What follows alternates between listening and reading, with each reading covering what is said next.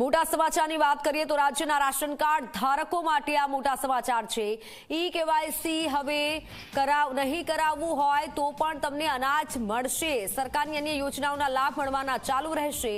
પુરવઠા વિભાગે લોકોને અફવાથી ગેરમાર્ગે ન દોરાવવા માટે અપીલ કરી છે। 31 ડિસેમ્બર બાદ અનાજનો જથ્થો મળવાનું યથાવત રહેશે। રાશનના નિયત જથ્થામાં કોઈ વધારો કે ઘટાડો નહીં કરવામાં આવશે। એટલે કે રેશન કાર્ડ ધારકો માય રાશન એપ્લિકેશનથી સરળતાથી ઈ કેવાયસી કરી શકશે અને જો ઈ કેવાયસી નથી પણ કરાવ્યું તો પણ રાશન ધારકોને રાશન મળશે। ઓનલાઈન પર સંવાદદાતા હિતલ પારેખ જોડાઈ ચૂક્યા છે। હિતલ, જો ઈ કેવાયસી નથી કરાવ્યું તો પણ રાશન ધારકોને રાશન મળી શકશે, વધુ જાણકારી।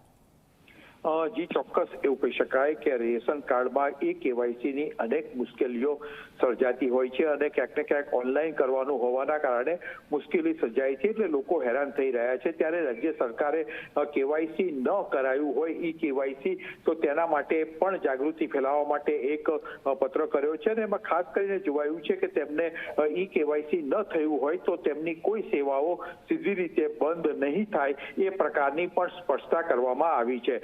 એટલે કે જે રાશનનો જથ્થો તે લોકોને મળતો હશે એ પણ મળશે અને અન્ય જે લાભો છે એ લાભો પણ મળશે। એટલે લોકોને સ્પષ્ટતા કરી છે કે આનાથી એ કેવાયસી ન થયું હોય તો કોઈએ ગભરાવાની જરૂર નથી, પણ સમયસર એ કેવાયસી કરાવી લે એ હિતાવહ છે એ પ્રકારની વાત કરવામાં આવી છે।